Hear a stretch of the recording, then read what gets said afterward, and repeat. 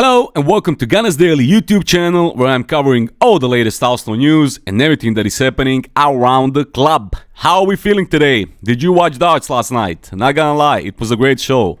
So, holidays are now officially over and we are fully into January transfer window. What's been going on? Well, not much. But I picked all the important news from the last 24 hours.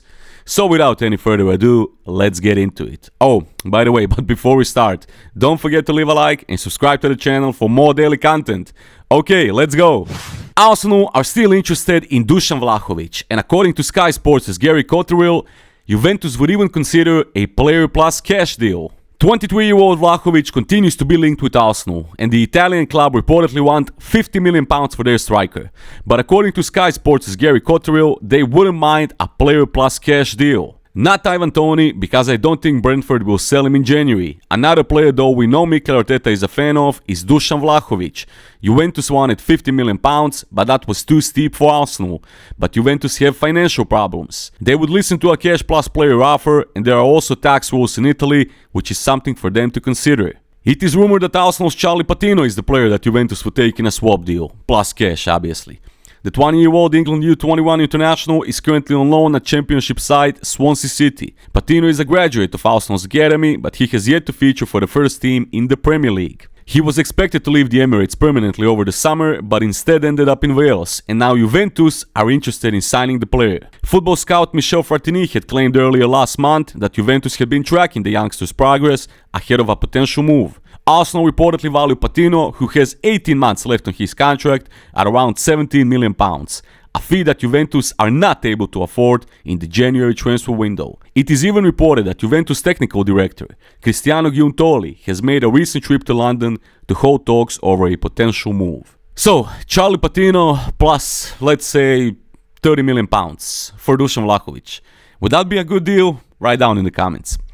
First things first, I really think Charlie Patino could be of great value for us in the future, and alongside Ethan Nwaneri and some other youngsters, he could become one of the key components for this squad in the near future. I don't think we should be selling him. He's still only 20 years old. He's been playing great for Swansea, he was great at Blackpool, and I honestly hope that Mikel Arteta will give him a chance soon, because it would be a shame if we lose a player like him for nothing basically, because he has 18 months left on his contract. As for Vlahovic, we already talked a lot about him. Great player. He showed that when he was at Fiorentina. Unfortunately for him, he didn't show much since he joined Juventus. This season, he collected 16 appearances for Juventus so far, scoring 6 goals and providing 2 assists along the way. Last season, he scored 14 goals in 42 appearances in all competitions. So, we can't say he's bad, because he's not. But for some of you who are maybe not so familiar with the way how Juventus play and how Max Allegri is arranging his squad and his tactics, let's just say attacking is not the priority for Max Allegri.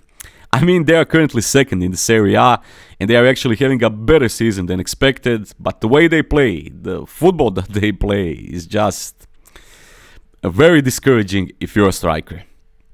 In the last 10 games, they only managed to score 2 goals on 3 occasions. And that was against Monza, Frosinone and Torino. Every other game, 0-0 or 1-0 or 1-1, their average score. So believe me, Dusan Vlahovic would score a lot more goals if he played for some other more attacking focused team.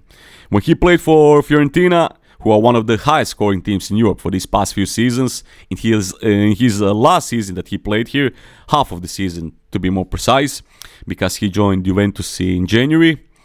Anyway, he scored 17 goals from 21 appearances for them. He was arguably en route to break Serie A goal scoring record that year, but then he joined Juventus, and yeah, things are just not working out for him under Max Allegri. Look, he's still, in my opinion, a brilliant striker. He's only 23 years old, he has a lot of potential to become even better in the future, and if you surrounded him with good players in a team that produces a high volume of chances, he will give you goals. Absolutely, no doubt about that. But here's my problem with Dusan Vlahovic. When we wanted to buy him back in 2021, right, before he joined Juventus, We were prepared to bring him to the Emirates. He was our number one target. But in the end, he ditched us and joined Juventus instead. Because we weren't in a good position at the time, and Juventus was still considered to be a top destination, fighting for the titles, playing in the Champions League, blah blah blah. But how the tables have turned. Now Arsenal is once again a top destination for players. We are competitive in the league, we are back in the UCL, we are playing mostly some great football. And now Vlahovic wouldn't mind joining us, reportedly. And that's my problem with him. He already refused to join us when we thought it was a done deal. Because Juventus was a better option for him at the time. And now, when Juventus are struggling, they are out of the European football, they are not the powerhouse that they were for the last 10 years or so. Now, all of a sudden, he reportedly wouldn't mind joining Arsenal. And you know what? If he joins Arsenal, he would probably do this exact thing to us. He just strikes me as that type of player. If the things won't go his way, and if someone comes knocking on our door with an offer for him, he would probably leave with the first chance he has.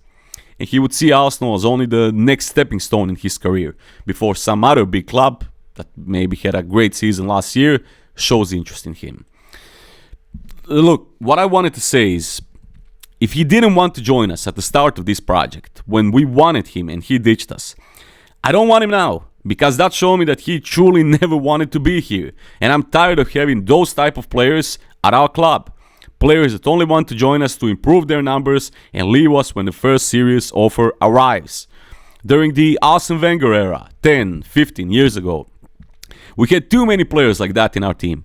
Players who didn't value this club, it was just a quick stop for them, and after the first good offer, they immediately left us and never mentioned Arsenal again. The players we currently have are all here because they trust this project, they trust this manager, and they truly want to be a part of this football club.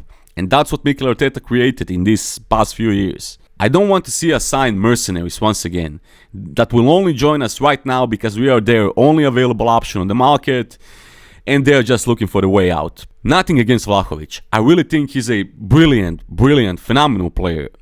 He has a great career in front of him, but when we wanted to sign him, he wasn't interested. Now that Arsenal are slowly returning to their best, oh, you know what? Arsenal is a great club. I've always loved Arsenal. And that's my opinion on Dusan Vlahovic potentially joining Arsenal in the future. What are your thoughts? Do you think Vlahovic would be a good deal for us? Write down in the comments. Arsenal were interested in a deal for Barcelona captain Sergi Roberto, who is highly valued by Mikel Arteta, according to reports from Spain. Arsenal reportedly rate Roberto's experience and versatility. Sergi Roberto can play as a right back, he can play in midfield, and they have already asked Barcelona about his availability, Spanish outlet Sport have reported. The 31-year-old is out of contract in the summer, but Barcelona have the option to extend his deal for a further year. Roberto came through Barcelona's academy and has spent his entire senior career at the Catalan club, making 357 appearances to date. From Martin Zubimendi to Sergi Roberto, ain't this fun? I honestly don't know what to say about this. I wouldn't be surprised, knowing Arsenal, I wouldn't be surprised one bit if this turns out to be true. I hope it's not true, but I wouldn't be surprised. 31-year-old Sergi Roberto, just what we need to replace our injury-prone 30-year-old Thomas Partey. Perfect fit. Look, I don't believe this news too much. It just doesn't make much sense to me. The project will go doom if we start making signings like this. I agree that we need some experience and this squad is still very young and we need some players who are ready to jump in immediately. But adding a 31-year-old Sergi Roberto to the mix is not it. I don't know. What do you think? Do you see some sense behind this potential deal? Do you reckon Sergi Roberto could be the solution for our midfield problems or our defensive problems? Write down in the comments. Arsenal could consider bidding for Sporting Lisbon's Ousmane Diomande. According to Record, the Gunners have made the 20-year-old their top defensive target and are keen to fend off interest from around Europe to secure his signature. Arsenal are even set to send scouts to the Africa Cup of Nations to continue monitoring Diomande's progress and determine whether they are prepared to activate his £70 million release clause. Sporting already said they want the centre-back's full release clause if they are to even contemplate selling the Ivorian. Let's be real, this type of deal definitely won't happen during the winter. But you know what? We've been linked to Diomande for quite some time now, and honestly, I think there's some truth in this. Arteta publicly said that he's still not happy with his defense and that we need more bodies. And even other sources have confirmed that by saying that Arteta definitely wants to sign another defender. Diomande is considered to be a top prospect. I haven't watched him really, so I can't tell you much about his profile, his style of play, etc. But I guess there's some truth in this report, and I think that Edu and Arteta are keeping Diomande on their summer transfer list, because at the moment with us reportedly having some financial fair play problems and our need to probably strengthen some other areas first, striker, midfielder, it's hard to imagine that Arsenal would just out of nowhere spend £70 million on a defender. But like I said, we should keep tabs on this deal, because if not now, in January, we will definitely be buying another defender in the summer, judging by the situation. If some of you watch Diomande play, feel free to share your thoughts on him down in the comments. I would really like for someone who watched him to say a word or two about the player. How good is he really? His style of play? How would he fit in this Arsenal squad, etc. And finally, here are some interesting events that happened throughout the history of Arsenal on this day. In 2013, Maroun Chamakh was loaned to West Ham United. He never seemed to fulfill his early potential at Arsenal, and after his loan at West Ham expired, Arsenal sold him to Crystal Palace. In 2014, Arsenal 2, Tottenham 0. Theo Walcott was injured and missed the rest of the season and World Cup. As he was carried from the ground, Tottenham fans hurled missiles at Walcott and the ambulance team, an event which led to a police review of safety at the away end of the Emirates Stadium. And in 2018, Konstantinos Mavropanos signed for Arsenal from PAS Giannina for a fee of around £2 million. And that's it for today's video. So Gunners, once again, thank you for watching. Don't forget to leave a like and subscribe to the channel for more daily content. Thank you, and I'll see you on the next one. Peace.